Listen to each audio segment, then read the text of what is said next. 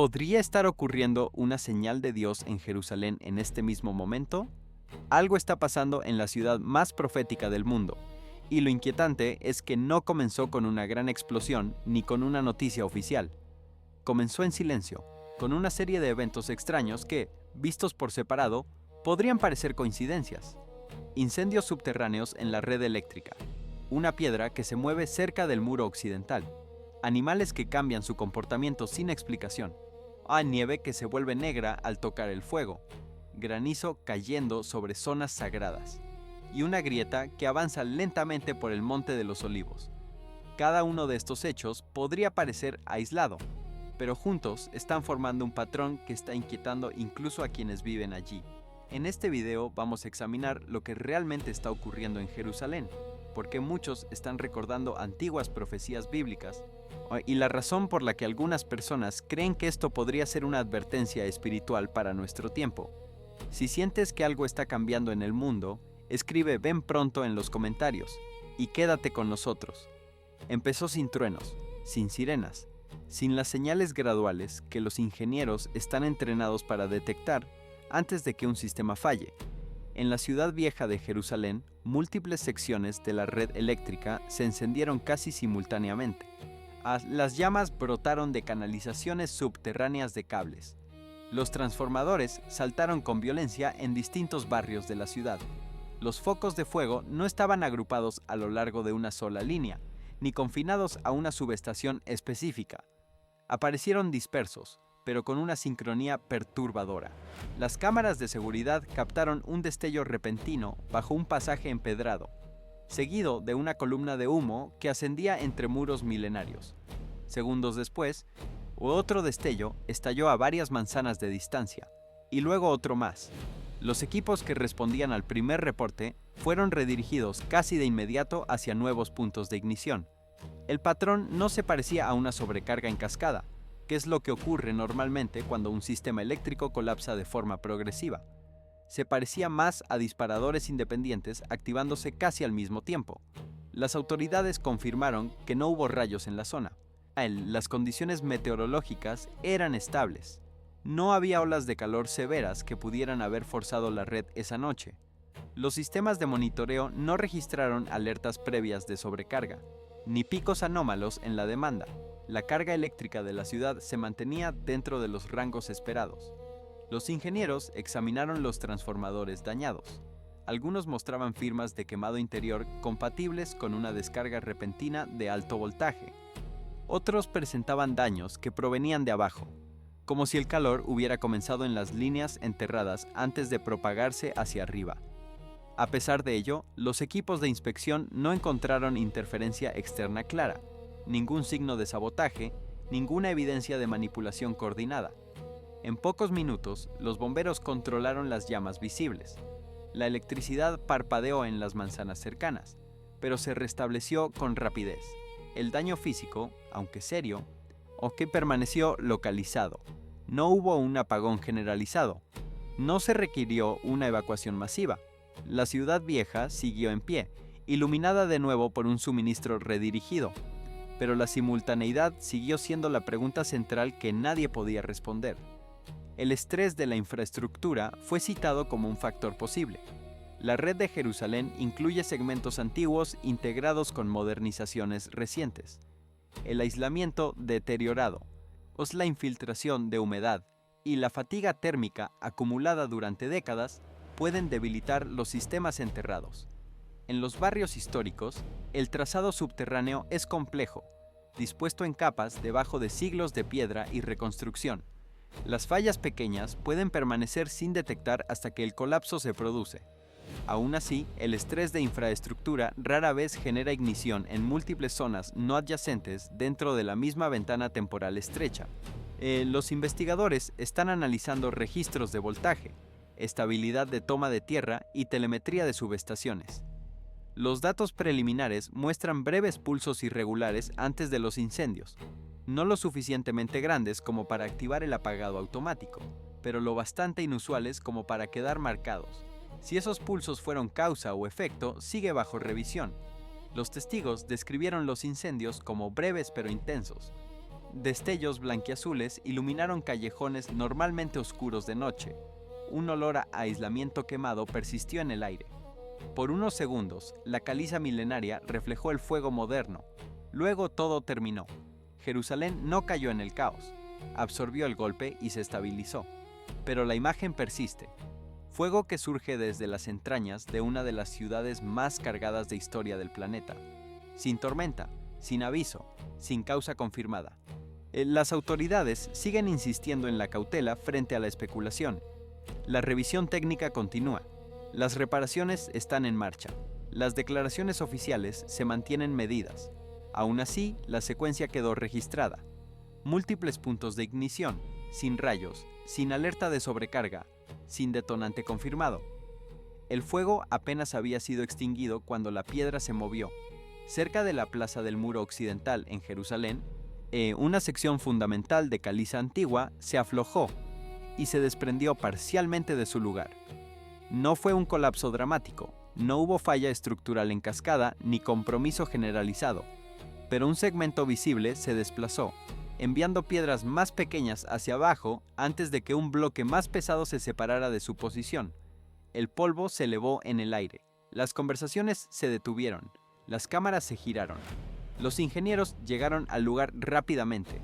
Su evaluación fue mesurada. El muro occidental está construido con enormes bloques de caliza apilados a lo largo de siglos.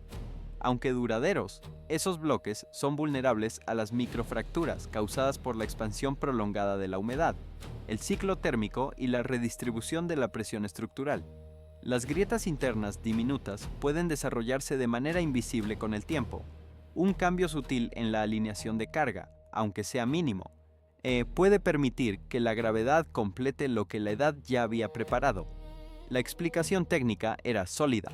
La infiltración de humedad por las lluvias estacionales puede filtrarse en la piedra porosa, expandiéndose y contrayéndose con los cambios de temperatura a lo largo de décadas. Incluso las líneas de estrés microscópicas se van ensanchando.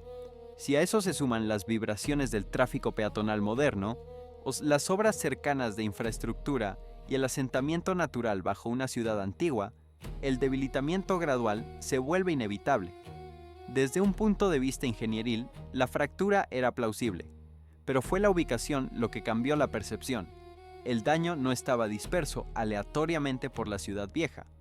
Ocurrió en uno de los corredores más simbólicamente sagrados de Jerusalén, el lugar donde millones se congregan anualmente en oración.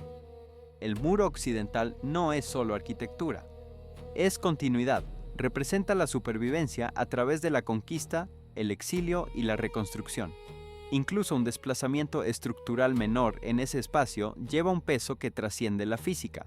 En minutos, las imágenes se esparcieron por internet y las reuniones de oración se formaron en todos los continentes. Transmisiones en vivo aparecieron desde Nueva York, Sao Paulo, Lagos y Seúl. Los líderes religiosos pidieron calma. Otros llamaron al arrepentimiento. El daño físico permaneció limitado, pero la respuesta emocional fue inmediata y global. La ciencia ofreció explicación. El tiempo alimentó la reflexión. Los informes estructurales enfatizaron que no se detectó riesgo de colapso mayor. Los equipos de refuerzo estabilizaron el área afectada. Los ingenieros confirmaron que las piedras circundantes permanecen seguras. La plaza reabrió después de la inspección. Jerusalén no descendió al caos, pero sí se movió. La fractura llegó de cerca del instante en que los incendios eléctricos inexplicables terminaban. Dos eventos separados, dos sistemas diferentes, infraestructura y piedra, respondiendo dentro de la misma ventana estrecha. Ninguno catastrófico, ninguno fácil de desestimar. El muro ha perdurado durante siglos bajo imperios y conflictos. Ha soportado terremotos y asedios. Que una sección fundamental se afloje ahora, no en un periodo de guerra, no bajo bombardeo, sino durante una calma relativa, invita a preguntas que van más allá de los gráficos de distribución de carga. Ninguna autoridad oficial declaró significado profético. Ningún organismo científico declaró causa sobrenatural. El evento se asienta precisamente donde la tensión suele residir en Jerusalén, entre la causa mensurable y el momento simbólico. Una piedra se movió, no lo suficiente para destruir, lo suficiente para ser notada. En los días posteriores a las perturbaciones en Jerusalén, la atención se desplazó de la piedra y la estructura a algo menos predecible, el movimiento de los seres vivos, en el cielo y en el suelo. Bandadas de aves fueron observadas circulando apretadamente sobre secciones de la ciudad vieja y los distritos circundantes. Las formaciones eran inusualmente compactas, rotando en lazos controlados en lugar de dispersarse de manera natural. Los testigos describieron el movimiento como repetitivo y concentrado, no migratorio. Las aves no se dispersaban cuando eran perturbadas. Mantenían sus patrones circulares durante intervalos prolongados antes de separarse abruptamente y desaparecer hacia el horizonte. A nivel de calle, también se reportaron cambios de comportamiento. El ganado en las zonas agrícolas cercanas a los alrededores de Jerusalén mostraba señales de agitación. Los animales que normalmente permanecen tranquilos en condiciones rutinarias estaban inquietos, cambiando de peso, o vocalizando con más frecuencia y reaccionando a estímulos que normalmente no activarían alarma. Los pastores describían una tensión repentina dentro de los rebaños, sin presencia visible de depredador. Los animales callejeros dentro de la ciudad presentaban irregularidades similares. Los perros ladraban continuamente en ciertos barrios, sin una provocación identificable. En varios incidentes aislados, animales arremetieron inesperadamente contra transeúntes. No eran ataques coordinados ni brotes generalizados de violencia. Eran reacciones breves e impredecibles que las autoridades catalogaron posteriormente como anomalías comportamentales aisladas. No se reportó brote de enfermedad confirmado. Los veterinarios examinaron a varios de los animales involucrados. Las evaluaciones iniciales descartaron rabia, infección y trastornos neurológicos comunes. Algunos especialistas sugirieron factores ambientales, cambios sutiles en la presión atmosférica, o vibraciones de baja frecuencia o fluctuaciones electromagnéticas pueden afectar la percepción animal de manera más aguda que los sentidos humanos. Los animales a menudo detectan cambios en su entorno antes de que los datos mensurables se registren en los instrumentos. Históricamente, el comportamiento animal inusual ha precedido disturbios naturales, como terremotos o cambios meteorológicos severos. Las aves pueden alterar sus rutas de vuelo en respuesta a los gradientes de presión. El ganado puede reaccionar a vibraciones del suelo inaudibles. Los perros pueden responder a frecuencias más allá del rango auditivo humano. Estas explicaciones permanecen dentro de la posibilidad científica. El tiempo complica la narrativa de otra manera una vez más. Los círculos de aves fueron documentados dentro de la misma ventana comprimida que los incendios eléctricos y la fractura del muro occidental. La agitación no se extendió por toda la región, sino que pareció concentrarse en Jerusalén y sus alrededores. Los episodios fueron breves. No escalaron a pánico en toda la ciudad. Surgieron, se intensificaron y luego cedieron. El comportamiento no confirmó catástrofe, sugirió sensibilidad. Jerusalén es una ciudad recubierta no solo de piedra, sino de memoria.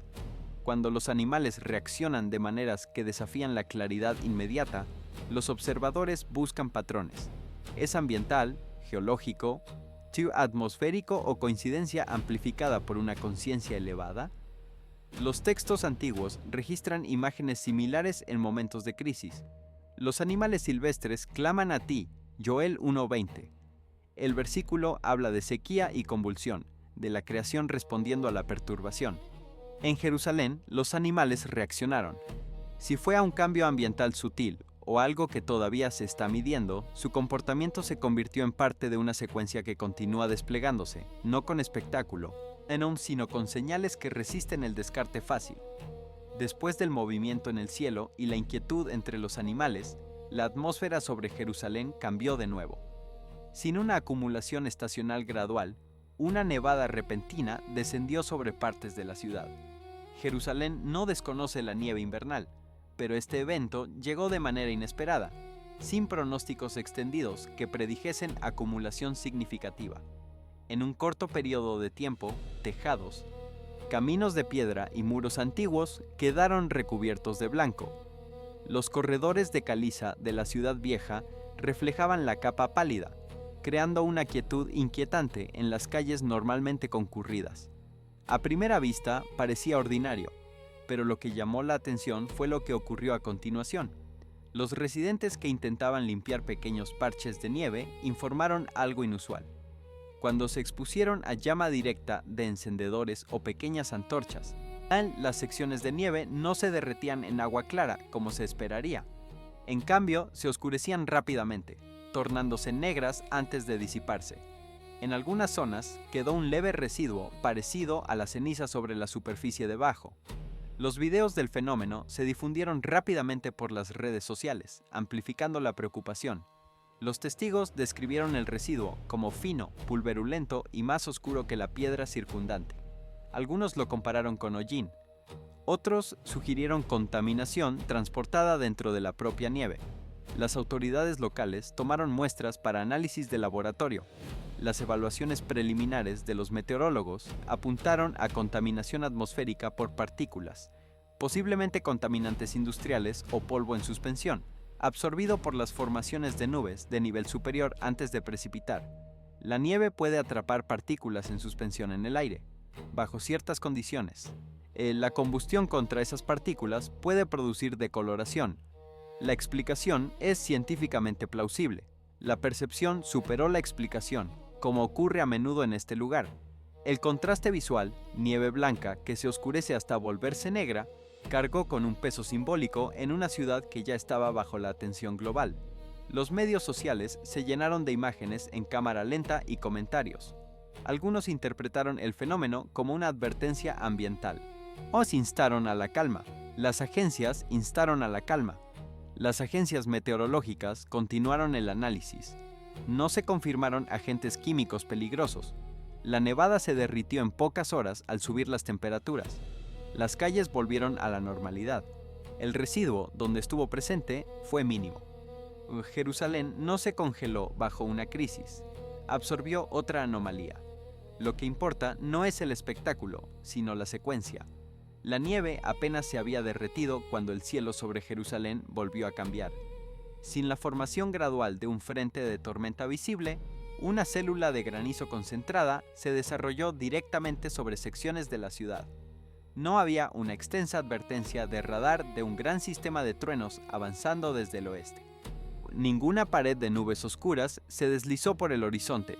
En cambio, la perturbación apareció abruptamente, lanzando una lluvia de granizo sobre determinados corredores antes de disiparse con la misma rapidez.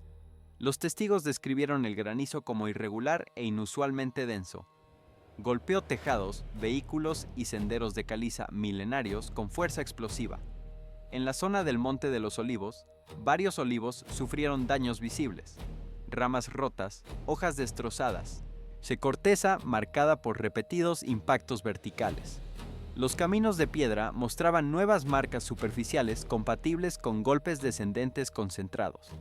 La tormenta no barrió de manera uniforme toda el área metropolitana. Los distritos adyacentes reportaron precipitación más ligera o ninguna. Los patrones de daño parecían focalizados más que dispersos. En ciertos bloques, el sonido del impacto era ensordecedor. Miles de colisiones agudas resonando por los estrechos corredores de piedra. A solo unas pocas calles de distancia, las condiciones eran comparativamente moderadas. El granizo duró minutos, luego se detuvo. La cobertura de nubes se adelgazó rápidamente. La luz regresó. El cielo se despejó como si nada hubiera llegado a formarse. No hubo sistema de lluvia posterior que se alejara hacia el este. Ninguna secuencia de truenos continuada. El evento existió dentro de una ventana temporal estrecha, intenso y localizado. Simultáneamente, se registraron irregularidades eléctricas menores. Las luces parpadearon brevemente en múltiples vecindarios. Las señales de GPS se desviaron momentáneamente antes de recalibrarse. Varias cámaras de vigilancia experimentaron breves ráfagas de estática durante la fase más intensa del granizo. Los pilotos en el espacio aéreo cercano registraron inconsistencias temporales en los instrumentos, aunque no se detectó actividad solar significativa ni tormenta geomagnética en ese momento. Los meteorólogos revisaron los datos atmosféricos detalladamente. El granizo grueso normalmente se forma dentro de sistemas de tormenta sostenidos, impulsados por fuertes corrientes ascendentes capaces de levantar la humedad repetidamente a través de capas heladas. Tales sistemas suelen ser visibles y rastreables en radar mucho antes del impacto.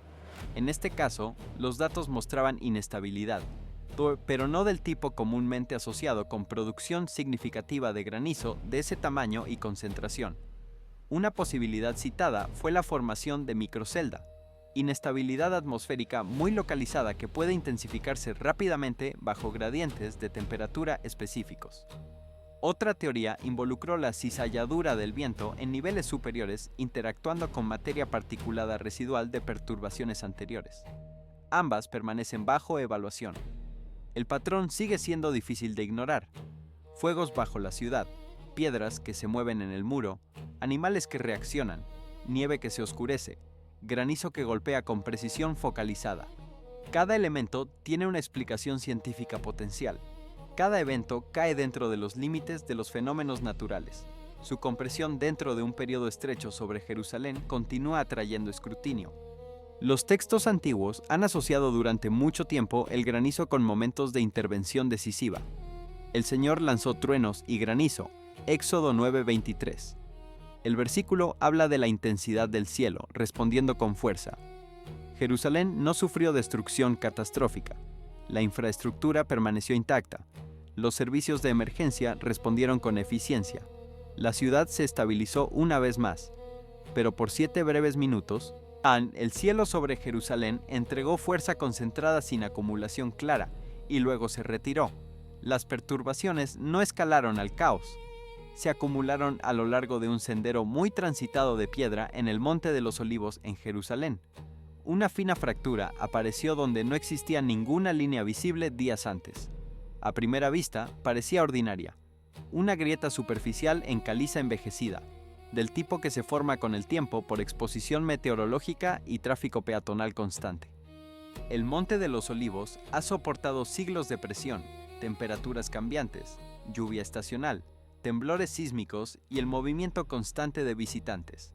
El daño superficial menor no es inusual, pero esta línea no se comportó como erosión rutinaria.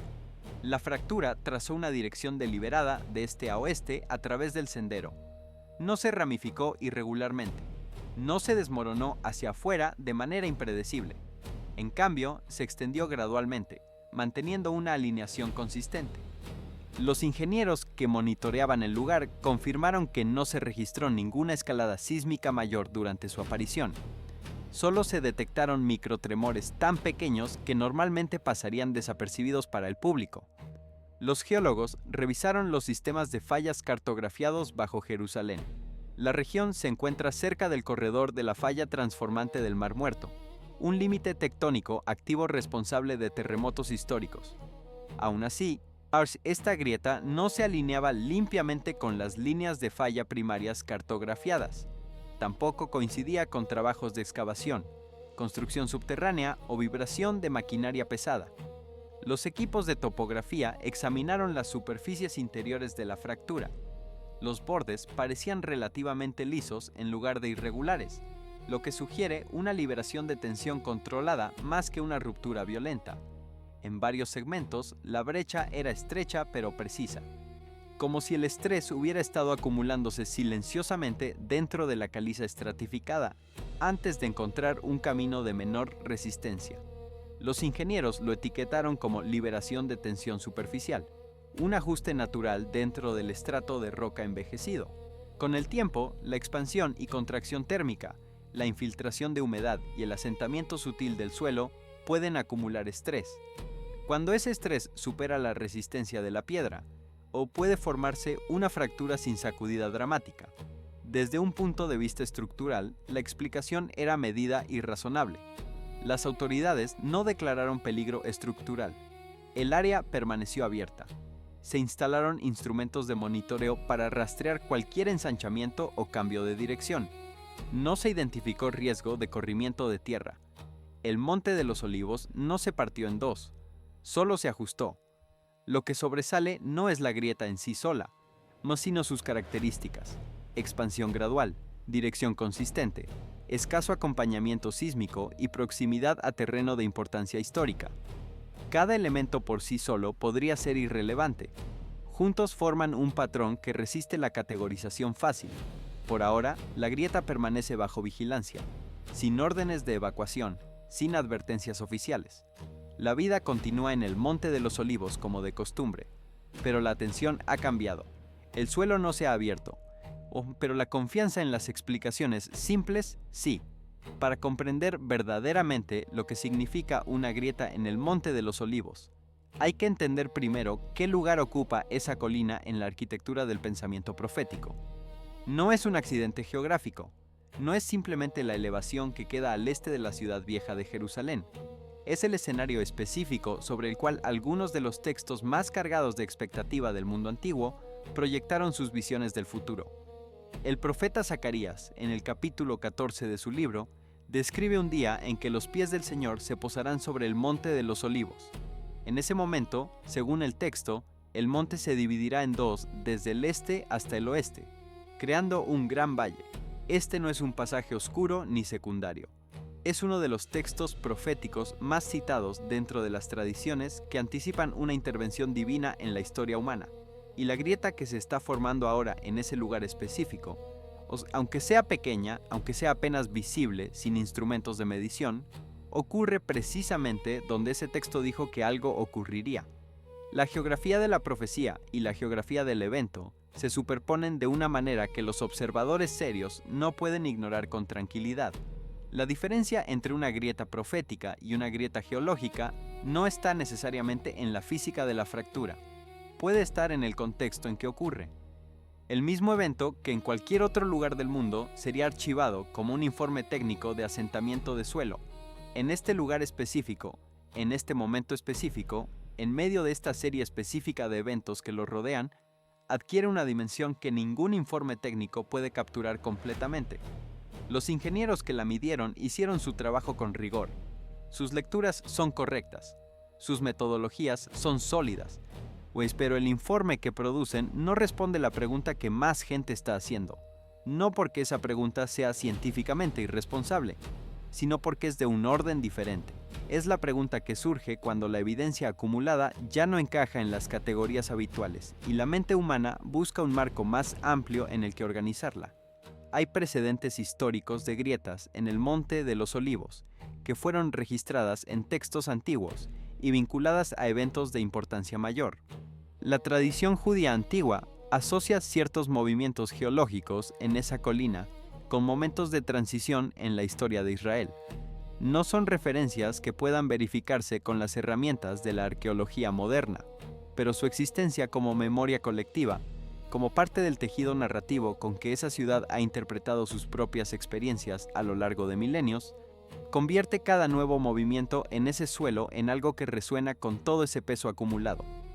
La grieta actual no existe en un vacío, existe dentro de una cadena de interpretaciones que se remonta siglos antes de que existiera ningún instrumento capaz de medirla.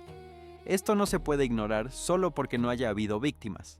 La historia de Jerusalén está llena de señales que los observadores de su época calificaron de menores, de coincidencias, de fenómenos explicables por la ciencia de ese momento.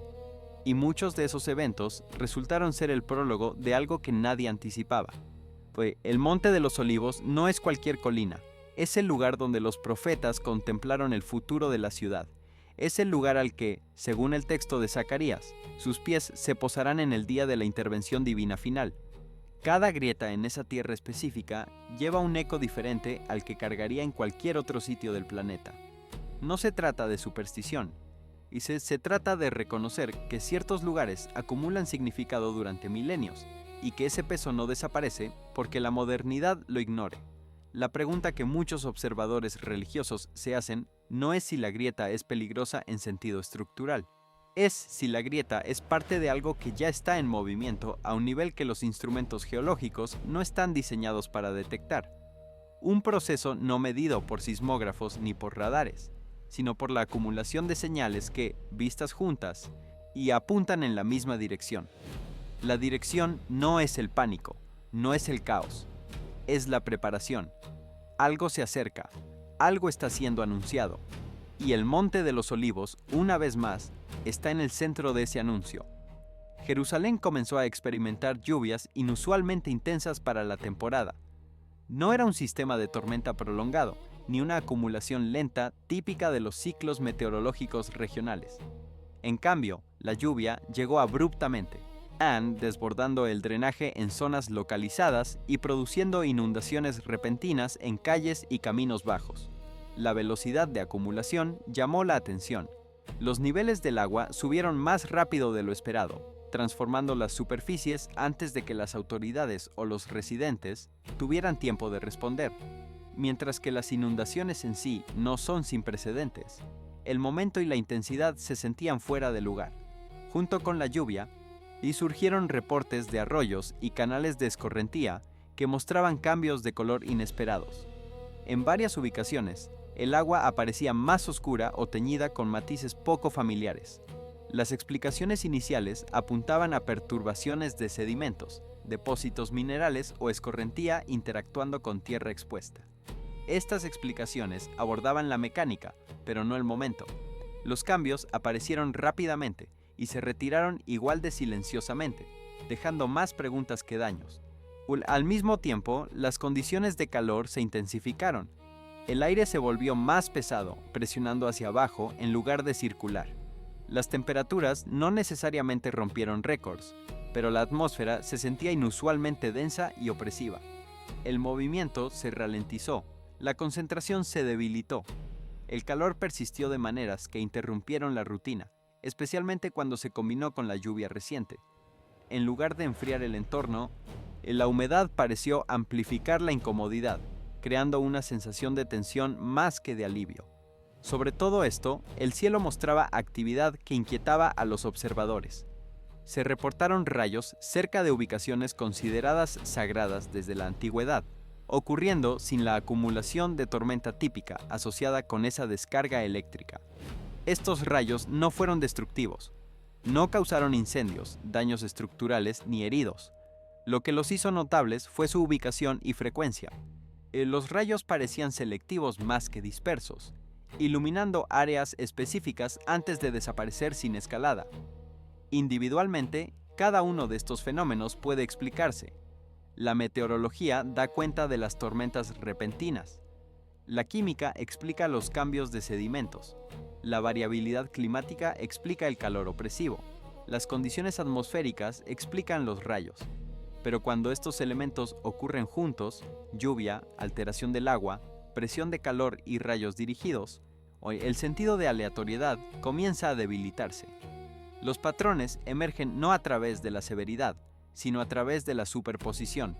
La historia de Jerusalén amplifica este efecto. En la mayoría de las ciudades, tales condiciones pasarían con poca reflexión. Aquí, acumulan significado. El agua, el calor y el cielo, respondiendo juntos, altera la percepción. La gente no entra en pánico, pero nota, se ralentiza. Comienza a preguntar no qué pasó, sino por qué estas respuestas están llegando juntas. Esta convergencia no anuncia desastre, anuncia tensión. Y en una ciudad donde incluso los cambios sutiles han tenido peso histórico, esa tensión es suficiente para mantener la atención. El simbolismo del agua alterada en el contexto bíblico tiene una carga que es difícil de exagerar. En el libro del Éxodo, el primer signo que Moisés presentó ante el faraón fue precisamente la transformación del agua del Nilo. El río no simplemente cambió de color, se volvió sangre. El texto describe esto como la primera de una serie de presiones progresivas destinadas a mover a una nación entera hacia una decisión que no quería tomar. Lo que ocurre en los arroyos de Jerusalén ahora no es eso. No hay ninguna declaración de que el agua sea sangre, ni ningún signo de los niveles catastróficos que describe el Éxodo. Pero la estructura narrativa es la misma. El agua que debería verse de una manera se ve de otra. Ahí sin que nadie pueda explicar completamente por qué. Y ese cambio ocurre en un momento en que ya hay otros cambios acumulándose alrededor. La escala es diferente. La estructura sí es reconocible para quien conoce los textos. Esto importa porque la manera en que se interpretan las señales depende del marco de referencia que se trae a su observación. Para un hidrólogo, el agua oscura en un canal de Jerusalén Es un problema de sedimentación o de contaminación que hay que resolver. Para un teólogo familiarizado con la estructura de los tiempos de juicio en la Biblia, el mismo fenómeno activa un archivo completamente diferente de asociaciones. Ninguno de los dos está equivocado en términos de lo que ve. Simplemente están mirando desde ángulos distintos que producen comprensiones distintas. El error sería pretender que solo uno de los dos tiene acceso a la verdad completa. La realidad, especialmente en Jerusalén, Enos tiene la costumbre de ser lo suficientemente grande como para incluir ambos análisis sin que ninguno cancele al otro. Lo que los residentes de Jerusalén que crecieron conociendo esos canales y arroyos describen no es solo un cambio en el aspecto del agua.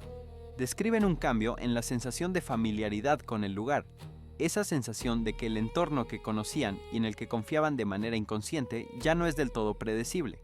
Esa sensación tiene un nombre en psicología. Se llama ruptura del esquema. Es la experiencia de cuando algo que dábamos por sentado como estable y confiable nos decepciona, aunque sea brevemente. Y cuando esa ruptura ocurre en múltiples aspectos del entorno al mismo tiempo, cuando el suelo se mueve, el cielo cambia, el agua se oscurece y los animales se agitan. La suma de esas rupturas produce en la psicología humana algo más que incomodidad. Produce una búsqueda activa de explicación. Y en una ciudad como Jerusalén, no las explicaciones que están más a mano, las que están más profundamente integradas en la cultura colectiva de la gente que vive ahí, son las explicaciones que vienen de los textos antiguos. Hay algo en la forma en que el agua se mueve en Jerusalén que los habitantes de esa ciudad aprenden desde pequeños. Los canales de drenaje siguen rutas que llevan siglos sin cambiar. El flujo de los arroyos estacionales sigue los mismos surcos que tallaron el agua hace generaciones. Cuando esas rutas cambian de color, cuando esas corrientes llevan algo diferente a lo que siempre han llevado, la gente que conoce esos lugares lo nota de inmediato. No porque tengan instrumentos de análisis, porque tienen memoria, y la memoria en Jerusalén es uno de los archivos más antiguos y más precisos del mundo. Los residentes que vieron el agua cambiar de tono no necesitaron un informe de laboratorio para saber que algo estaba fuera de orden. O lo supieron por la misma razón que un marinero experimentado sabe que el tiempo va a cambiar antes de que el barómetro se mueva. La familiaridad con el lugar le da al ojo humano una precisión que los sensores electrónicos tardan en alcanzar. Y eso es lo que hace que estos reportes de cambios en el agua sean especialmente significativos. No vinieron de alarmistas. No vinieron de personas buscando confirmación de sus creencias previas. Vinieron de personas que conocen esas calles, esos canales y esos arroyos mejor que cualquier técnico enviado a tomar muestras. Vinieron de la gente que vive ahí, que camina por esos pasos todos los días y que pudo decir con certeza, esto nunca había pasado antes, al menos no en su tiempo. Y cuando ese tipo de afirmación comienza a repetirse en distintas bocas, en distintos barrios, sobre distintos cuerpos de agua, la posibilidad de que sea coincidencia se vuelve cada vez más delgada. Múltiples videos captaron figuras en el cielo que, pues repetidamente, se asemejaban a ángeles dispuestos en formación más que en nubes dispersas. Algunas formas parecían aladas, otras estaban erguidas, alineadas como si avanzaran juntas. En varios fotogramas, los observadores señalaban contornos que recordaban a seres organizados, dando la impresión de una fuerza celestial coordinada más que vapor aleatorio. Lo que intensificó la atención fue la repetición. Estos no eran avistamientos únicos. Las formas angélicas aparecían una y otra vez en diferentes grabaciones, ángulos y momentos. Algunos espectadores describieron las figuras como luminosas. Otros dijeron que las formaciones parecían un ejército celestial avanzando, no a la deriva con el viento. Las nubes mantenían su forma más tiempo de lo esperado, conservando el espaciado y la estructura antes de desvanecerse lentamente. En numerosos reportes, los testigos describieron nubes que formaban lo que identificaban como la imagen del Señor. Una figura dominante única aparecía claramente contra el cielo, distinta de las capas de nubes circundantes. La forma no se dispersó ni disolvió inmediatamente. Emergió, mantuvo su contorno lo suficiente como para ser reconocida y luego se desvaneció lentamente. Descripciones similares fueron reportadas de manera independiente por diferentes observadores, lo que sugiere repetición más que coincidencia. Los meteorólogos sugirieron condiciones atmosféricas raras o ilusión óptica. Los escépticos plantearon preguntas sobre manipulación digital. Ninguna explicación confirmada resolvió por qué figuras similares a ángeles e imágenes que evocaban presencias divinas aparecieron con tal claridad y coordinación. A medida que crecía la discusión, un versículo resurgió repetidamente, sin cambios durante siglos. Los ejércitos del cielo le seguían en caballos blancos, vestidos en lino blanco y limpio. A Apocalipsis 19:14. Quienes referenciaban este pasaje evitaban declaraciones. Nadie afirmó que se estuviera cumpliendo. La comparación era visual. Ángeles, orden, una figura que lidera, movimiento. Estos elementos resonaban con lo que muchos creyeron ver en el cielo. El versículo sirvió como punto de referencia, no como veredicto. La pregunta no era si los ángeles o el Señor habían aparecido, sino por qué esa imaginería surgía ahora sobre Jerusalén durante un periodo ya marcado por perturbaciones geológicas y atmosféricas. La tradición de los ejércitos celestiales visibles no comienza en el Apocalipsis. Tiene raíces mucho más antiguas dentro de los textos hebreos. El libro de Reyes relata el episodio en que el criado del profeta Eliseo, rodeado por un ejército enemigo, entró en pánico. Eliseo oró para que los ojos del joven se abrieran, y entonces el criado vio las colinas cubiertas de caballos y carros de fuego. El ejército celestial ya estaba ahí. Lo que cambió fue la capacidad del observador para percibirlo. Este pasaje introduce un principio que reaparece a lo largo de los textos proféticos. Los ejércitos del cielo no son necesariamente invisibles porque no existan. Son invisibles porque la percepción humana ordinaria no está calibrada para detectarlos. Y en ciertos momentos, esa calibración cambia. Algo permite ver lo que normalmente permanece oculto. Lo que se vio sobre Jerusalén en esos días podría interpretarse dentro de ese marco, no como un espectáculo diseñado para el consumo de masas, ni como un evento de entretenimiento místico, sino como una de esas grietas en el velo entre lo ordinario y lo que normalmente permanece fuera del rango de la percepción humana. Una apertura breve, no permanente, que permitió que lo que siempre estaba ahí fuera visto por un momento. La pregunta que ese marco genera no es si las figuras eran reales o ilusorias. La pregunta es, ¿cuándo esas grietas ocurren? ¿Qué las produce? ¿Y qué tipo de momento debe estar ocurriendo en la historia humana para que ese tipo de apertura perceptiva se vuelva posible? Estas preguntas no tienen respuestas fáciles. Tampoco pretenden tenerlas. Lo que sí tienen es un contexto dentro de los textos sagrados, que les da un peso específico cuando se hacen sobre Jerusalén durante un periodo como el actual. El mismo libro que describe los ejércitos de fuego en las colinas es el mismo que registra la intervención divina en los asuntos humanos en momentos de crisis aguda, no como castigo gratuito, sino como la respuesta de un poder que observa, que conoce el momento preciso en que una intervención tendrá el mayor efecto posible. Esa lógica, si se acepta, convierte cada apertura en el velo, cada momento en que lo invisible se vuelve brevemente visible, en un indicador de que ese momento preciso puede estar acercándose. Lo que más inquieta a quienes han examinado estos videos con detenimiento no es la presencia de las formas en sí mismas, es la consistencia entre grabaciones tomadas desde ángulos completamente distintos, por personas que no se conocían entre sí, en momentos que no fueron coordinados. Cuando un grupo de personas que no tienen conexión entre ellas describe lo mismo, ese detalle merece atención, no porque la descripción colectiva sea automáticamente verdad, sino porque la coherencia entre observadores independientes es precisamente el tipo de dato que los investigadores serios consideran antes de descartar un fenómeno como ilusión o error de percepción. En el caso de las formaciones de nubes sobre Jerusalén, esa coherencia existió, y todavía no ha sido explicada de manera satisfactoria. La psicología tiene un nombre para el fenómeno por el cual los humanos ven rostros y formas reconocibles en patrones aleatorios. Se llama pareidolia. Es un mecanismo cognitivo real, bien documentado y completamente normal. El cerebro humano está diseñado para reconocer patrones, especialmente patrones relacionados con rostros y figuras humanas, porque esa capacidad fue esencial para la supervivencia durante millones de años de evolución. Así que cuando alguien mira una nube y ve un rostro, la explicación más sencilla es la pareidolia. Eso es lo que la mayoría de los científicos dirían, y en la mayoría de los casos tendrían razón. Pero la pareidolia no explica la coordinación entre observadores. No explica por qué personas en distintos puntos de la ciudad, mirando desde distintos ángulos, describieron la misma configuración, el mismo perfil, la misma orientación.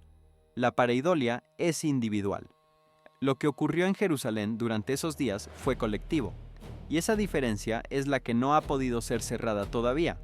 Mientras las investigaciones se desplazaban bajo la superficie, un descubrimiento redirigió silenciosamente la atención hacia lo que se oculta debajo de Jerusalén. Usando radar de penetración del suelo, combinado con análisis de patrones asistido por inteligencia artificial, los investigadores identificaron una cámara rectangular simétrica bajo el Monte de los Olivos. Su geometría llamó la atención de inmediato. Las cavidades naturales rara vez se forman con tal precisión, y las estructuras arqueológicas conocidas en esta área siguen trazados irregulares modelados por el terreno y la estratificación histórica. Esta cámara, en cambio, parecía deliberada, medida, equilibrada e intencionalmente ubicada. Lo que intensificó el escrutinio no fue solo la forma, sino la orientación. El análisis mostró que la estructura se alineaba directamente hacia la Puerta Dorada, en el muro oriental de Jerusalén. Esta alineación era exacta, no aproximada. Seguía un eje claro, lo que sugería diseño en lugar de coincidencia. Los arqueólogos que revisaron los datos confirmaron que ninguna estructura catalogada bajo el Monte de los Olivos coincide con esta configuración. No se parece a cuevas funerarias, canales de agua o obras defensivas ni a la construcción conocida del período del Segundo Templo. Su función sigue sin identificarse. Los análisis adicionales introdujeron otra capa de incertidumbre.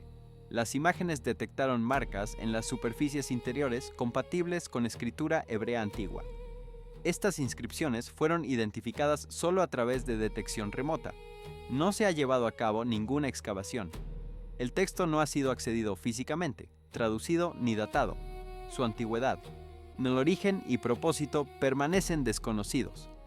Los expertos advierten contra las conclusiones prematuras, señalando que los patrones similares a escrituras por sí solos no pueden confirmar autoría ni contexto histórico sin examen directo. Aún así, la presencia de escritura estructurada dentro de una cámara subterránea no documentada plantea preguntas que no se pueden desestimar fácilmente. Lo que elevó el interés más allá de la arqueología fue la ubicación geográfica y simbólica de la cámara. El Monte de los Olivos ha funcionado durante mucho tiempo como algo más que terreno. Está cubierto de significado histórico, religioso y cultural. La alineación precisa hacia la puerta oriental, sellada durante mucho tiempo y vigilada de cerca, introdujo una convergencia de ubicación, orientación y descubrimiento que muchos encontraron difícil de ignorar. Los observadores enfatizan que la importancia no radica en la prueba, sino en la proximidad, tecnología moderna que revela estructuras que parecen deliberadamente posicionadas dentro de una geografía sagrada. Ninguna excavación ha sido aprobada. La cámara permanece sellada e intacta. Las autoridades no han emitido declaraciones confirmando su propósito, origen o significado. Tampoco ha habido desmentidos públicos. Esta ausencia de aclaración oficial ha amplificado la especulación. En Jerusalén, el silencio a menudo tiene peso. Los investigadores insisten en la moderación. El radar de penetración del suelo y el análisis de inteligencia artificial revelan patrones, no intenciones. La alineación sola no establece significado. En una ciudad recubierta con miles de años de construcción, destrucción y reconstrucción, la cautela es esencial. Pero la cautela no borra la curiosidad. La simetría, la orientación y las marcas de la cámara forman una combinación que resiste la categorización fácil. Este momento no ofrece conclusiones, ofrece contexto. La cámara permanece cerrada. Sus inscripciones permanecen sin leer. Su propósito permanece sin respuesta. Existe una razón por la cual el descubrimiento de esta cámara simétrica orientada hacia la Puerta Dorada ha capturado tanto la atención de personas que normalmente no siguen noticias arqueológicas. No es solo el hallazgo en sí mismo. es lo que el hallazgo representa dentro del sistema más amplio de señales que estamos describiendo. En el pensamiento profético, especialmente en los textos que rodean la restauración del templo y el regreso de la presencia divina a Jerusalén, la puerta oriental ocupa un lugar singular. Es la puerta por la que, según el texto de Ezequiel, la gloria del Señor salió de la ciudad antes de la destrucción del templo. Y es la misma puerta por la que, según el mismo texto, la gloria regresará. La puerta fue sellada, según la tradición, precisamente para preservarla para ese momento, para que nadie entrara por ella antes de que llegara el tiempo correcto. Ahora hay una cámara debajo del Monte de los Olivos que apunta directamente a esa puerta, una cámara cuya existencia era desconocida hasta hace muy poco. Una cámara que contiene marcas en sus paredes que los investigadores describen como escritura hebrea antigua. Esto no es una excavación casual. No es el descubrimiento de un basurero antiguo ni de una cisterna medieval. Es una estructura que parece haber sido diseñada con un propósito específico y orientada hacia un destino específico. Y ese destino es la puerta que la tradición dice que permanecerá sellada hasta el regreso de la gloria divina. Cuando se coloca ese contexto alrededor del descubrimiento, la reacción de la gente deja de ser sorprendente. No están reaccionando solo ante un dato arqueológico. Están reaccionando ante la posibilidad de que algo que los textos describen como el horizonte del tiempo humano esté más cerca de lo que nadie pensaba. El hecho de que los investigadores hayan encontrado la cámara usando inteligencia artificial combinada con radar de penetración del suelo añade otra dimensión que merece atención. Durante siglos, los textos proféticos hablaron de cosas que serían reveladas en el tiempo final. Daniel habla de conocimiento que se incrementará. Habla de sellos que se abrirán. Habla de cosas que estuvieron ocultas, que serán entendidas. La capacidad tecnológica que tenemos ahora para ver debajo de la tierra sin tocarla, para detectar estructuras en la oscuridad del subsuelo sin mover una piedra, es una capacidad que no existía hace 50 años. Y es precisamente esa capacidad la que ha revelado esta cámara específica en este momento específico. Si los textos que hablan de conocimiento incrementado en los últimos tiempos son correctos, entonces el hecho de que la tecnología haya llegado a este nivel, precisamente ahora, no es un detalle menor, es parte del marco más amplio. La revelación usa las herramientas del momento en que ocurre. La arqueología de Jerusalén tiene una característica que la distingue de casi todos los demás sitios del mundo. Cada capa que se excava no solo contiene artefactos, contiene decisiones humanas tomadas en momentos de crisis, de transición, de preparación para lo desconocido. Los constructores del pasado no dejaron cámaras perfectamente simétricas orientadas hacia puertas específicas por accidente. Cada detalle de ese tipo representa una elección deliberada, tomada por alguien que entendía la importancia de lo que estaba preservando y quería asegurarse de que cuando el momento llegara, pudiera ser encontrado. La precisión de la geometría no es solo arquitectura, es un mensaje codificado para el futuro, para un futuro exactamente como el nuestro, en que la tecnología finalmente tiene la capacidad de detectar esas formas sin tocarlas, sin destruirlas, sin contaminar lo que contienen.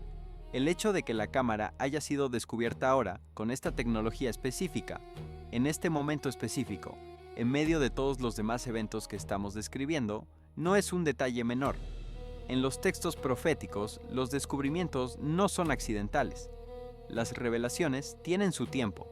O lo que fue sellado para preservarse durante siglos, se abre cuando el contexto lo requiere. Y el contexto actual, con todos sus elementos simultáneos, es el más cargado que esta ciudad ha visto en mucho tiempo. La pregunta no es si la cámara existe. Las imágenes del radar lo confirman. La pregunta es qué guardó, quién la construyó y para qué momento fue diseñada. No comenzó con suelo que temblara o daños visibles. Comenzó con sonido. O un tono metálico agudo resonó brevemente cerca de secciones de la mampostería antigua, lo suficientemente claro como para ser notado, lo suficientemente breve como para desafiar su captura al principio. Los testigos lo describieron como parecido a una trompeta, no musical, no mecánico, sino resonante, como si la piedra misma estuviera respondiendo bajo presión. El sonido no se repitió a petición, apareció, se fue y dejó atrás malestar en lugar de evidencia. Lo que hizo que los reportes fueran difíciles de desestimar fue lo que los investigadores no encontraron. No había contacto mecánico, no había perforaciones, no había maquinaria cercana, no había actividad de construcción. Los sensores de vibración colocados en el área detectaron breve movimiento localizado dentro de la piedra misma, pero sin ninguna fuente externa identificable. Las lecturas no se propagaron hacia afuera como lo hacen típicamente las ondas sísmicas. Parecían confinadas, o contenidas y selectivas. Los especialistas en acústica que revisaron los datos señalaron que la piedra puede resonar bajo condiciones específicas, particularmente cuando se libera estrés interno. Aún así, tal resonancia generalmente requiere un disparador, cambios de presión, vibración sostenida o fuerza mecánica. Ninguno estaba presente. Los tonos no eran continuos, no se acumulaban, no seguían cambios ambientales como el viento o las fluctuaciones de temperatura. Aparecían abruptamente y luego cesaban, dejando instrumentos con patrones incompletos.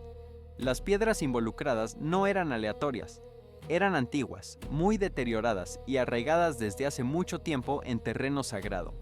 Estas piedras han soportado siglos de tráfico peatonal, estrés ambiental y convulsiones históricas sin respuesta acústica registrada. Esa historia importa. Cuando algo cambia después de permanecer en silencio durante tanto tiempo, la atención se agudiza. Como las grabaciones circulaban y el análisis continuaba, un versículo del libro de Lucas emergió, uno que ha existido sin cambios durante casi 2000 años. Les digo que si estos callaran, las piedras clamarían.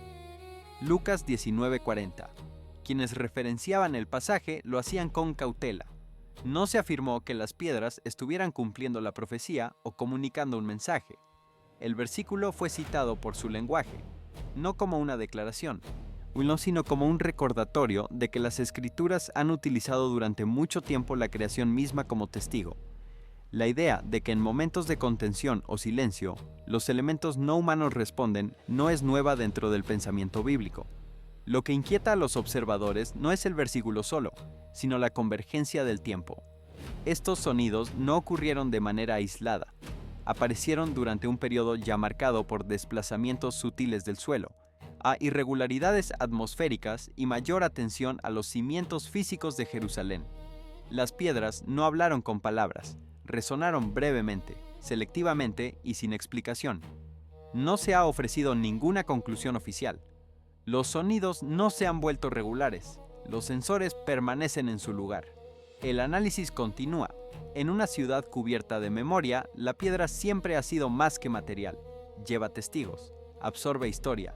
Y cuando las piedras antiguas responden sin ser tocadas, la perturbación no es solo auditiva, también es simbólica. El fenómeno de piedras que resuenan o producen sonidos asociados a lo divino tiene una historia que atraviesa múltiples culturas y tradiciones antiguas. En las tradiciones hebreas, la piedra que Jacob usó como almohada la noche en que vio la escalera al cielo se convirtió en un objeto de reverencia. Jacob declaró que ese lugar era la casa de Dios, la puerta del cielo. La piedra no habló con palabras, pero algo en ese lugar específico, o en esa noche específica, permitió una percepción que en condiciones ordinarias no hubiera sido posible. La piedra marcó el umbral.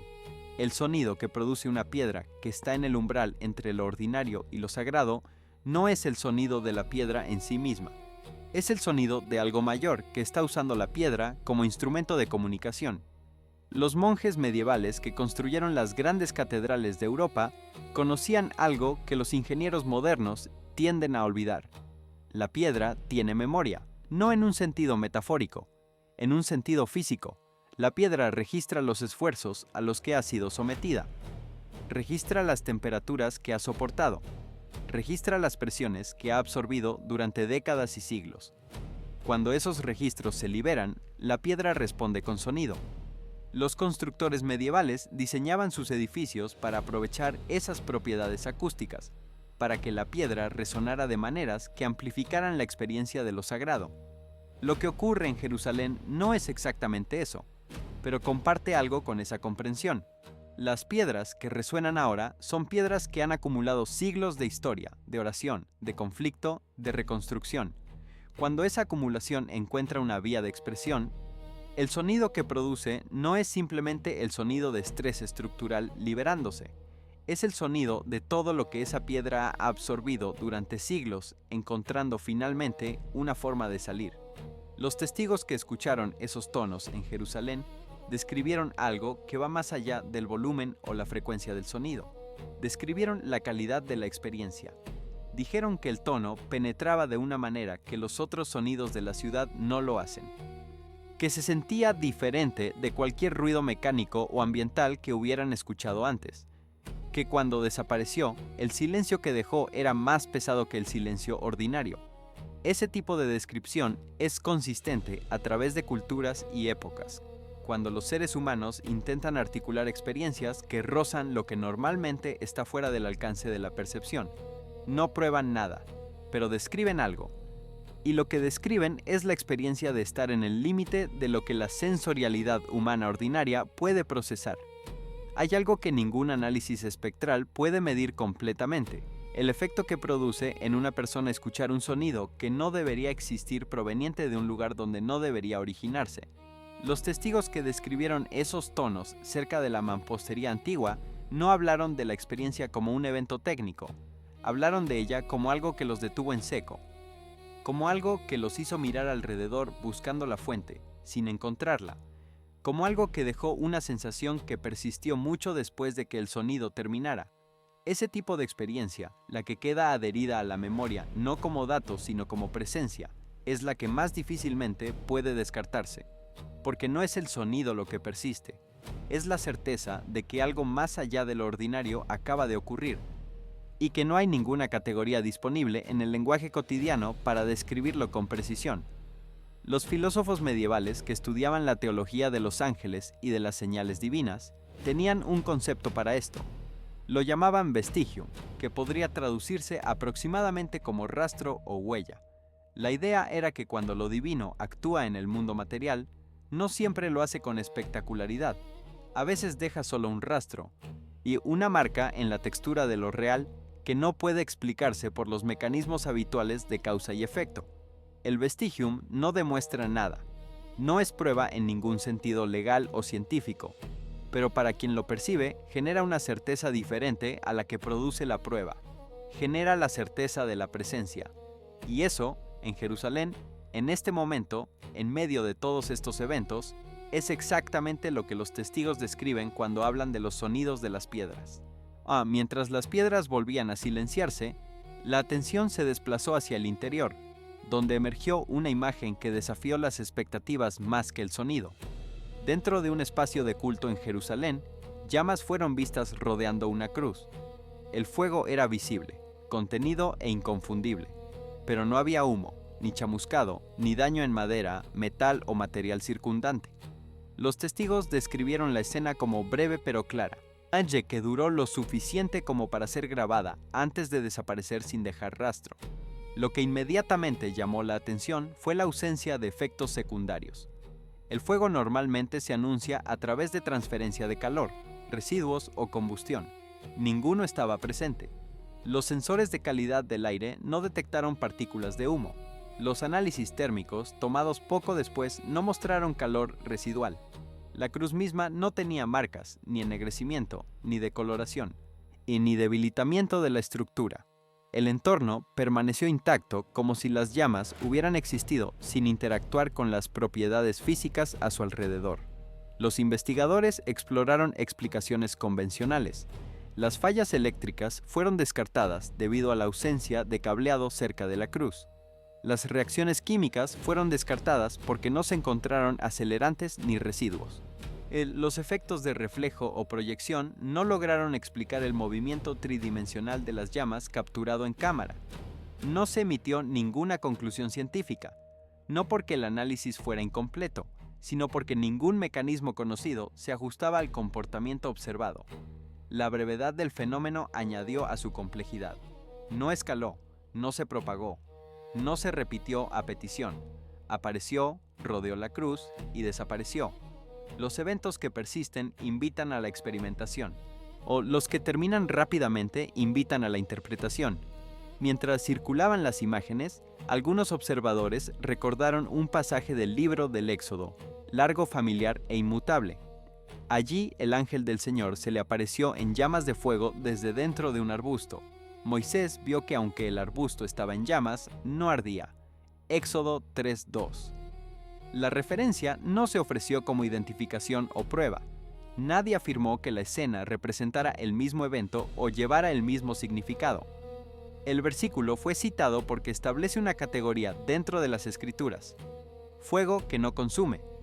Tal imagen significa presencia sin destrucción, poder contenido más que liberado. El paralelismo es temático, no declarativo. Lo que inquietó a muchos no fue el fuego en sí, sino su moderación. El fuego destructivo alarma. Este no lo hizo. Iluminó sin daño, apareció sin consecuencias y se fue sin residuos. En una ciudad donde los símbolos tienen peso, la ubicación y el objeto involucrado intensificaron la reflexión.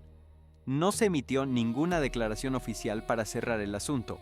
Las autoridades ni confirmaron ni negaron el significado.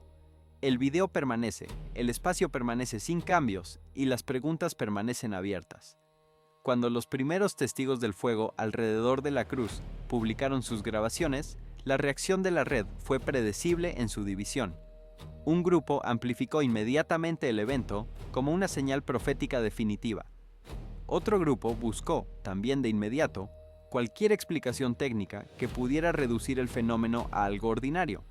Esa polarización es en sí misma reveladora, no porque uno de los dos grupos tenga razón automáticamente, sino porque la velocidad y la firmeza con que ambos grupos llegaron a sus conclusiones, sin esperar a que el análisis estuviera completo, sin estar dispuestos a sostener la ambigüedad, dice algo sobre cómo los seres humanos del siglo XXI se relacionan con lo que no puede ser fácilmente categorizado.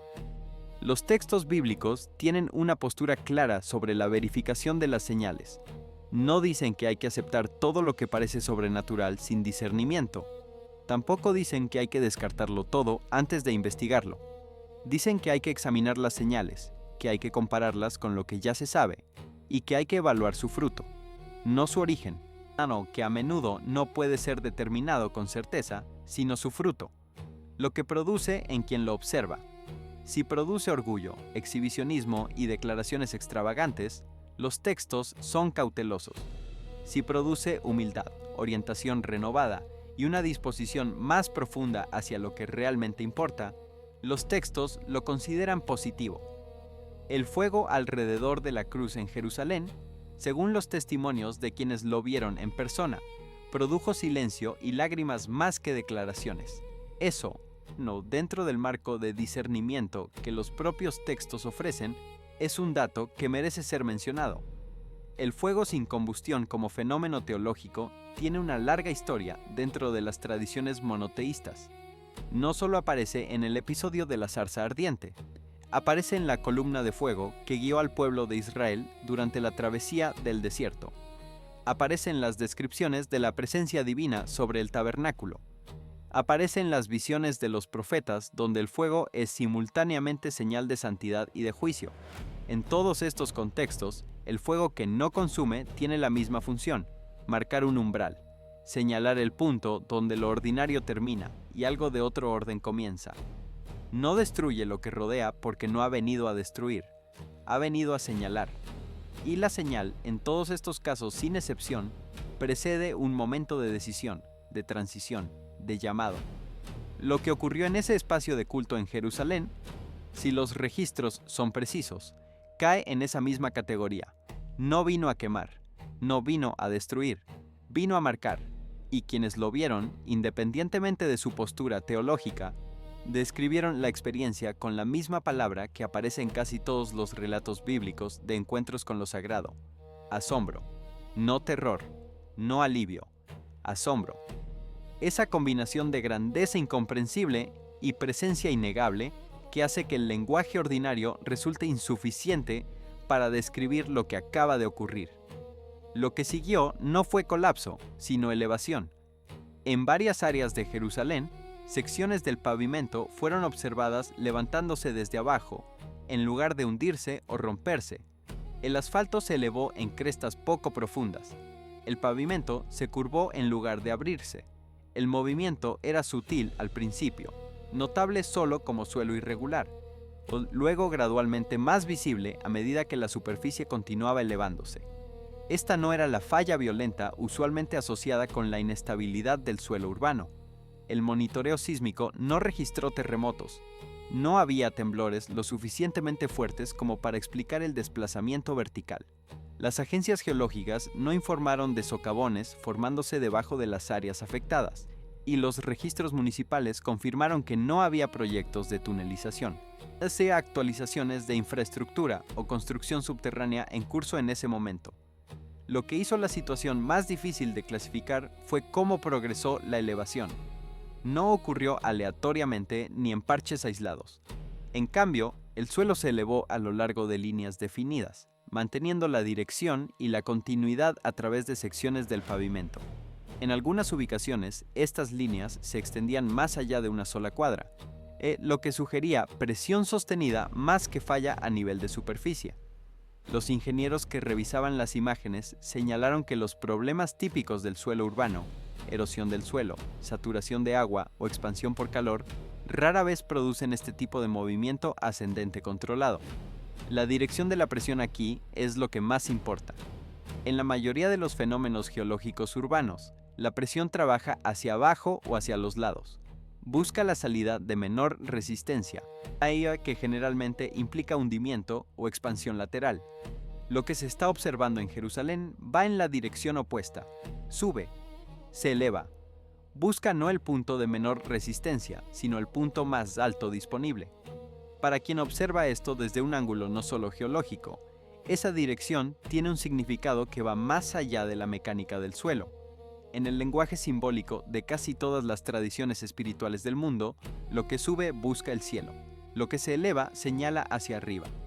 Lo que crece verticalmente en lugar de expandirse horizontalmente, apunta hacia algo que está encima, no al costado.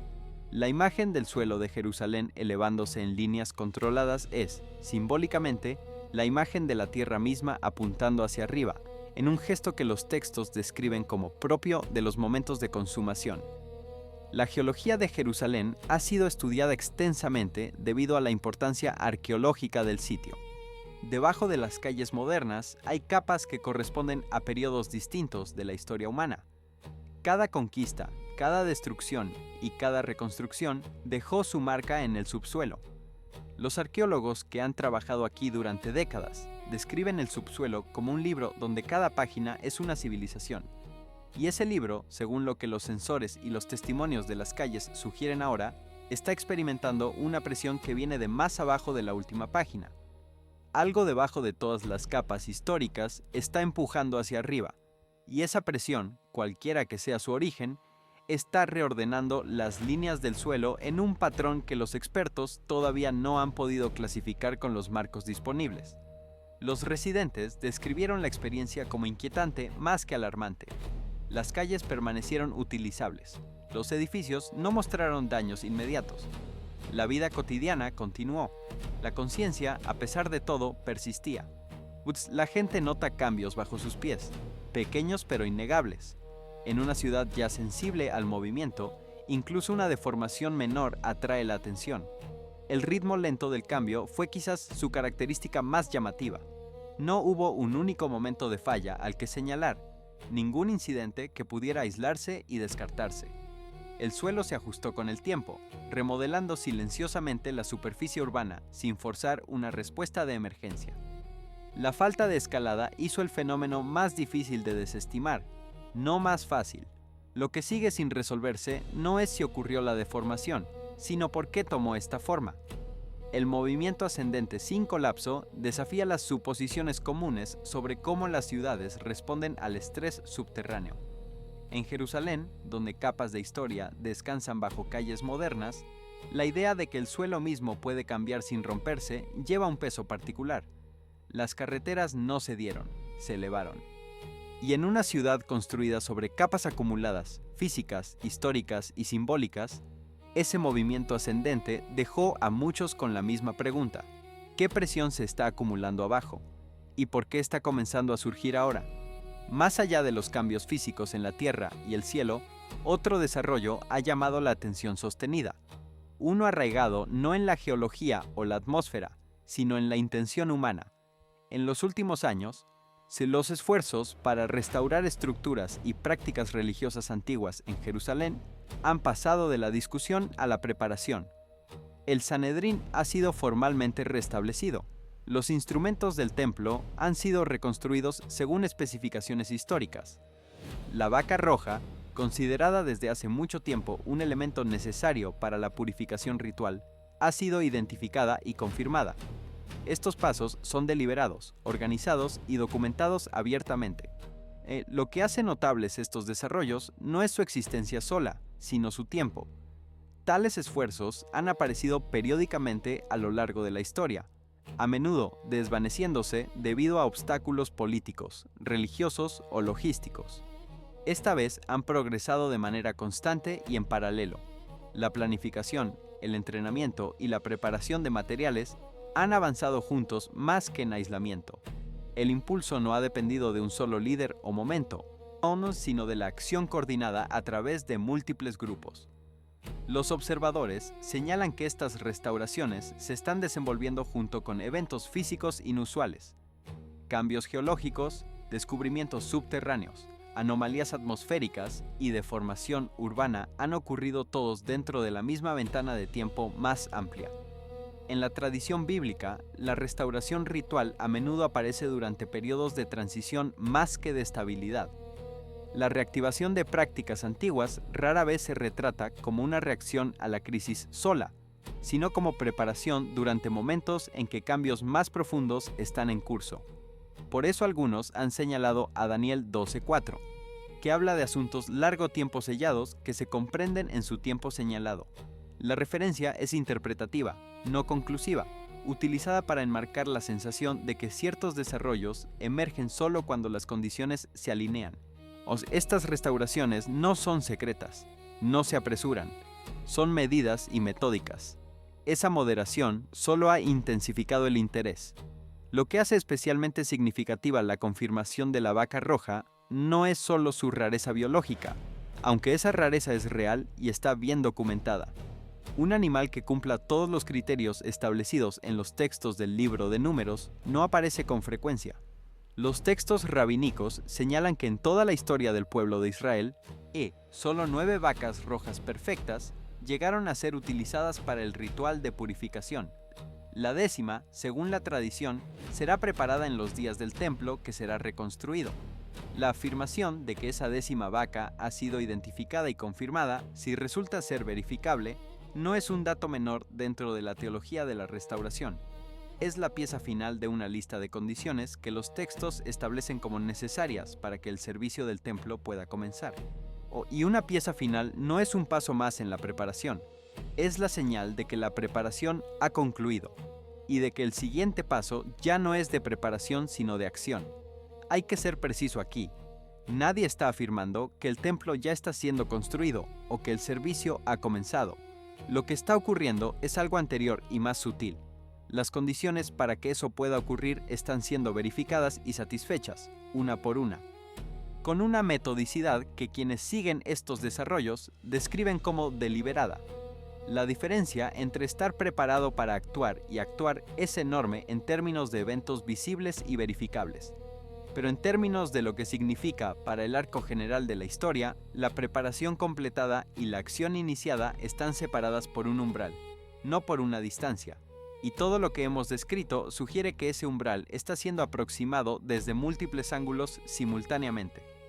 Antes de hablar de los tornados, hay que detenerse un momento en lo que significa que el cielo haya respondido de maneras tan distintas en tan poco tiempo sobre Jerusalén. Granizo, nieve fuera de temporada, lluvias repentinas, rayos selectivos, y ahora tornados donde estadísticamente no deberían formarse. La meteorología moderna tiene herramientas extraordinariamente precisas para predecir el comportamiento atmosférico.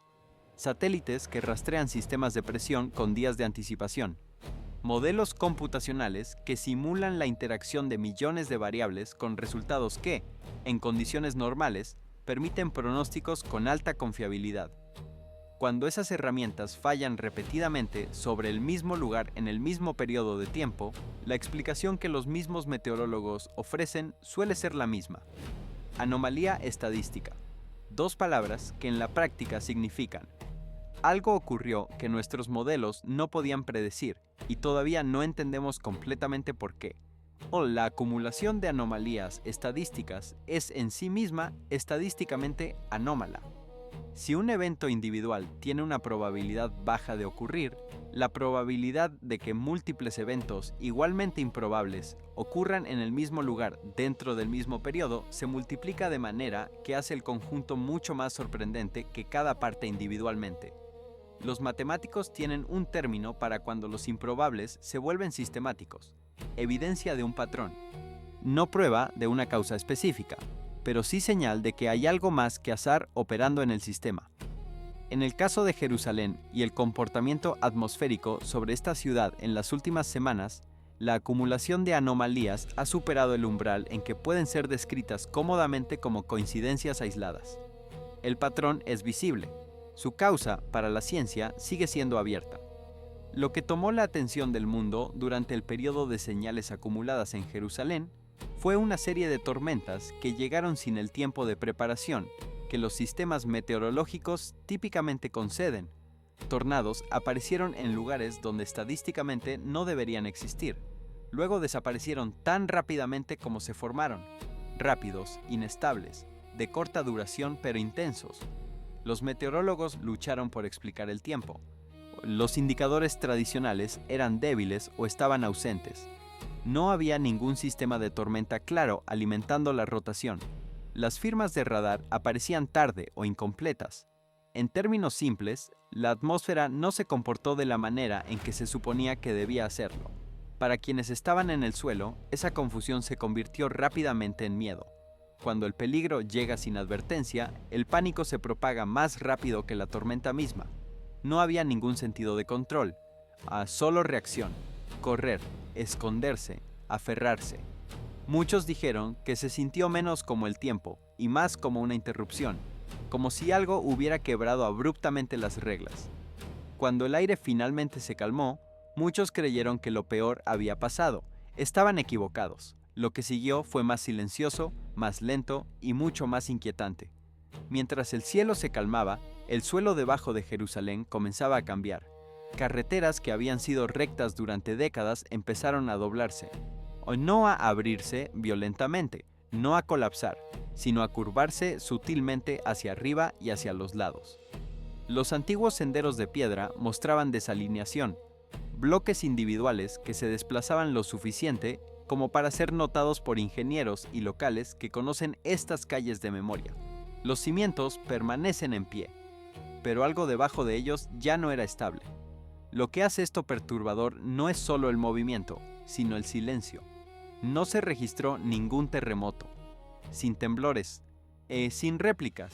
Los instrumentos sísmicos permanecen tranquilos, sin mostrar nada que normalmente explicaría por qué la Tierra estaba cambiando de forma. En términos simples, la Tierra se movía sin sacudirse. Este movimiento es lento y deliberado. No es la violencia repentina de un temblor. Es la presión que se acumula con el tiempo, empujando hacia arriba y hacia afuera en líneas controladas. El pavimento se eleva en crestas poco profundas. Los muros de piedra se inclinan por milímetros.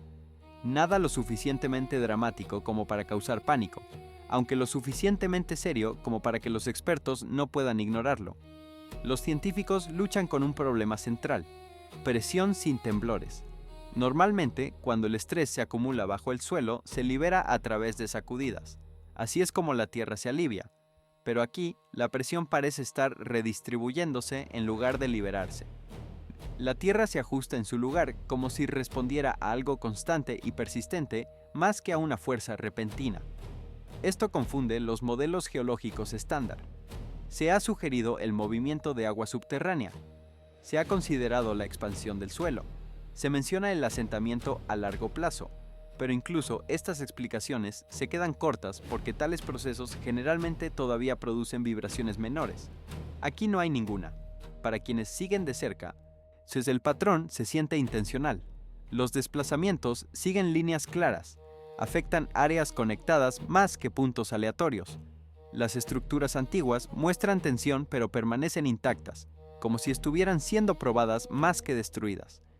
Antes de profundizar en el informe del Arca, hay que detenerse en lo que el silencio oficial sobre este tema revela sobre la naturaleza del momento que vivimos. En nuestra era de transparencia digital y de ciclos de noticias de 24 horas, hoy el silencio institucional sobre algo de esta magnitud no es simplemente ausencia de información, es en sí mismo una forma de información. Las instituciones que son capaces de mantener silencio sobre algo tan potencialmente significativo como la posible ubicación del Arca de la Alianza no están simplemente siendo cautelosas en sentido académico. Están ejerciendo una forma de control sobre el flujo de información que requiere coordinación, decisión y la voluntad de resistir la presión de quienes están pidiendo transparencia. Eso requiere que algo exista sobre lo que vale la pena mantener silencio. Hay una diferencia epistemológica entre no saber y no decir. La ciencia opera principalmente bajo el primer principio. Cuando no sabe, lo dice. Cuando sabe pero no está seguro del alcance completo de lo que sabe, también lo dice, con las debidas calificaciones. Hoy, el silencio institucional sobre los reportes del Arca no tiene la textura del no saber, tiene la textura del no decir. Y esa distinción, para quienes han seguido de cerca la historia de los descubrimientos arqueológicos sensibles en el contexto de Jerusalén y del Monte del Templo, es reconocible como el comportamiento de instituciones que están manejando información, cuyas implicaciones superan la capacidad de los marcos comunicativos disponibles. El informe no llegó con celebración ni ceremonia. Salió a la superficie silenciosamente a través de relatos fragmentados, confirmaciones indirectas y negaciones repentinas que plantean más preguntas que respuestas. Según múltiples fuentes, una cámara subterránea bajo Jerusalén ha dado algo que se pensaba perdido en la historia: el Arca de la Alianza, no exhibida, no desvelada, no sacada al aire libre, enterrada, oculta e inmediatamente rodeada de silencio. Lo que hace llamativo este informe es donde no se encontró el Arca. No estaba dentro del complejo del Monte del Templo, no estaba debajo del Santo de los Santos tradicional. En cambio, se habría localizado en un espacio subterráneo sellado, intencionalmente oculto lejos del centro del culto. Este solo detalle perturba siglos de suposición y expectativa. Si es cierto, sugiere que el arca fue removida, ocultada y protegida del acceso público mucho antes de la destrucción del Segundo Templo. Las fuentes familiarizadas con el asunto afirman que el objeto coincide con las dimensiones y materiales descritos en los textos antiguos: madera de acacia, recubrimiento de oro y una forma consistente con la artesanía hebrea temprana. La afirmación más sensible concierne a lo que supuestamente se encontró dentro. Se dice que el arca contiene tablas de piedra, aunque no idénticas a las versiones comúnmente representadas. Estas tablas llevarían inscripciones que no han sido divulgadas públicamente ni publicadas para su examen. Aquí es donde el rastro de información se detiene abruptamente. No se han publicado imágenes oficiales. No hubo conferencia de prensa posterior. Ningún museo reclama la custodia. Las declaraciones se volvieron vagas, luego contradictorias. Algunos funcionarios descartaron los informes directamente. Otros se negaron a comentar. Los que inicialmente hablaron guardaron silencio. El tema no fue confirmado ni negado formalmente. Simplemente desapareció de la discusión pública. La velocidad de ese silencio es tan significativa como el descubrimiento en sí. En una era donde incluso los hallazgos arqueológicos menores son documentados y debatidos, esta ausencia sobresale. Cuando la información desaparece tan rápidamente, a menudo señala sensibilidad más que error. Lo que supuestamente fue descubierto no fue tratado solo como un artefacto histórico, sino como algo que lleva consecuencias. El Arca de la Alianza no es simplemente un objeto. En la tradición bíblica, representa el lugar de la presencia divina. Era el lugar donde el cielo se encontraba con la tierra, donde la autoridad, la ley y el juicio convergían. Las Escrituras enfatizan repetidamente que el arca no debía ser manejada a la ligera, exhibida casualmente ni expuesta sin preparación. Su poder fue descrito como abrumador, incluso peligroso cuando se accedía a él incorrectamente. La idea de que el arca permanece oculta se alinea con esa tradición. Una presencia oculta, una revelación retenida, autoridad divina no ausente sino contenida, no perdida sino esperando. Si el arca verdaderamente descansa bajo Jerusalén, sin abrirse y sin anuncio, su ocultamiento puede ser tan significativo como su existencia. El silencio que la rodea sugiere que ahora no es el momento de la exposición, que la revelación, como el juicio, llega en etapas. El descubrimiento no es una conclusión, es una pausa, un aliento contenido en la historia. El Arca de la Alianza ocupa un lugar en la imaginación religiosa que ningún otro objeto en la historia humana puede igualar. No porque sea simplemente un artefacto valioso o antiguo, sino porque en los textos que describen su función, era literalmente el punto de contacto entre la presencia divina y el mundo material. Era el lugar donde el sumo sacerdote podía entrar una vez al año, en el día de la expiación, y encontrarse con una presencia que el texto describe como ubicada entre los querubines de oro que la coronaban.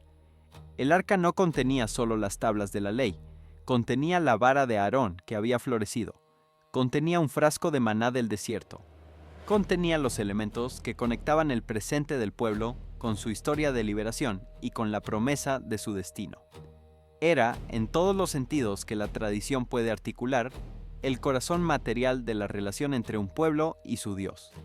La idea de que ese objeto existe, que no fue destruido cuando los babilonios arrasaron el primer templo, que fue ocultado por manos humanas en un momento de crisis para protegerlo de la profanación, y que ha permanecido oculto durante más de 2000 años esperando el momento de su revelación, esa idea tiene el poder de transformar completamente el significado de los otros eventos que estamos describiendo.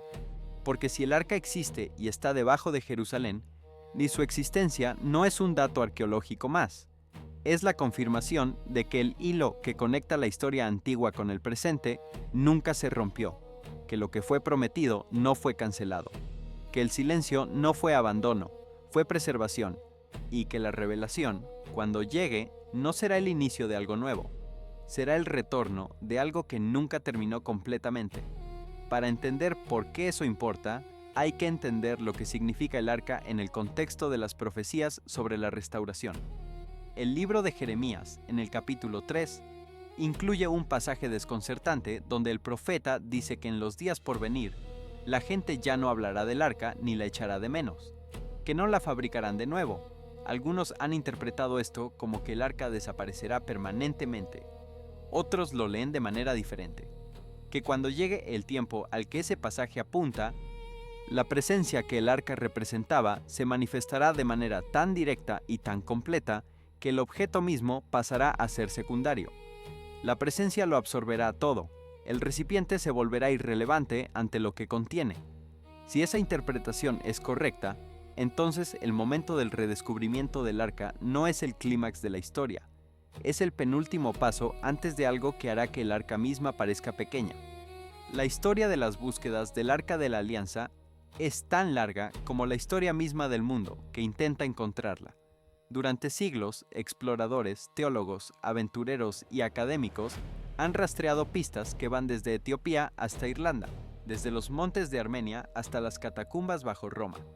Cada pista ha terminado en el mismo lugar, un muro de incertidumbre, una ausencia de evidencia definitiva, un silencio que ni confirma ni descarta. Lo que hace diferente el informe actual no es la afirmación en sí misma, es el contexto en el que llega. No llega en medio de una expedición privada ni de una teoría académica marginal.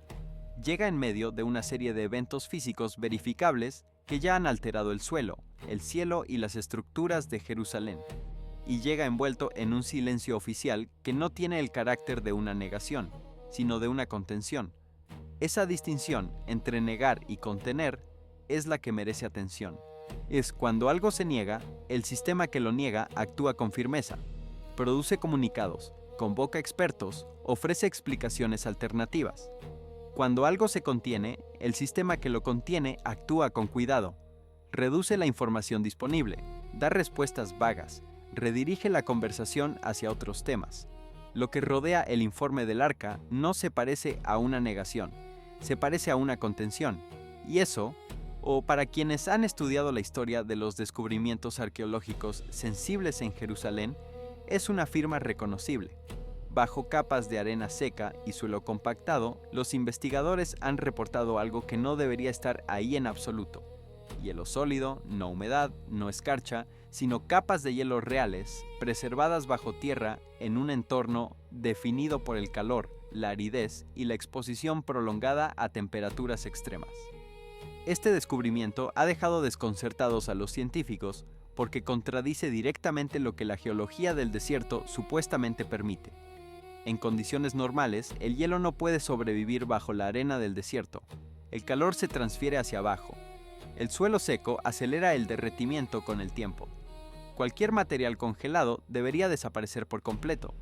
En este caso, con todo, el hielo no solo estaba presente, sino que parecía en capas, estructurado e intencionalmente sellado por el sedimento. Ese solo detalle sugiere que esto no era una anomalía reciente. La existencia de estas capas de hielo apunta hacia dos posibilidades perturbadoras. La primera es la congelación antigua repentina. Una caída de temperatura rápida y extrema habría sido necesaria para formar hielo a esta profundidad, seguida de una insulación inmediata para preservarlo. Esto no se parecería a un cambio climático gradual. Indicaría un evento catastrófico agudo, uno que congeló el suelo rápidamente antes de que las condiciones se revirtieran. La segunda posibilidad es el entierro rápido. El hielo solo puede sobrevivir bajo tierra si es sellado casi instantáneamente. Eso significa que cantidades masivas de arena o sedimento habrían tenido que cubrir el área en un corto periodo de tiempo, cortando la transferencia de calor y el flujo de aire.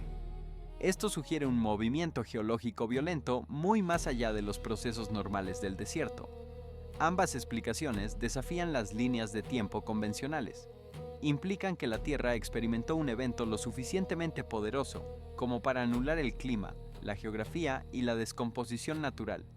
Un evento lo suficientemente fuerte como para dejar una firma congelada bajo una de las regiones más calurosas de la Tierra.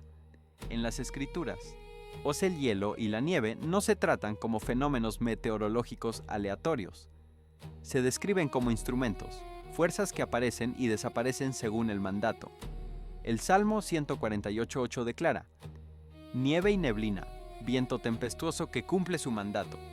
El versículo no enmarca estos elementos como accidentes de la naturaleza, sino como respuestas a la instrucción. Lo que hace este hallazgo aún más inquietante es su momento. El hielo está siendo revelado ahora, no hace siglos. Permaneció oculto hasta que la presión, la erosión o la excavación lo expusieron. La Tierra misma parece estar descubriendo lo que estaba enterrado, capa a capa, sin explicación. Este patrón se ha repetido a lo largo de la historia. Los periodos de exposición a menudo siguen periodos de advertencia. Lo que fue ocultado para seguridad, moderación o juicio eventualmente resurge cuando las condiciones cambian, no porque haya sido olvidado, sino porque fue guardado. El hielo bajo la arena es una contradicción, un recordatorio de que el suelo recuerda cosas que la superficie no, y cuando esos recuerdos emergen, lo hacen sin permiso ni anuncio. El hielo debajo del desierto no es solo un enigma científico, es también una imagen poderosa para el momento en que vivimos. El hielo es agua que fue detenida, agua que debía fluir, que debía moverse, que debía seguir el ciclo natural de evaporación y lluvia y río y mar. Pero que en un momento dado fue detenida bruscamente y preservada en ese estado de interrupción durante todo el tiempo que haya pasado desde entonces.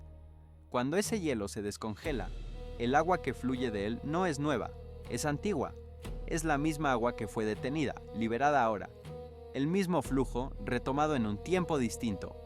Esa imagen, aplicada a los procesos históricos y proféticos, tiene una resonancia que es difícil de ignorar. Lo que fue detenido puede ser liberado. Lo que fue preservado puede surgir, y cuando surge, lleva consigo la memoria de todo lo que ocurrió antes de que fuera interrumpido.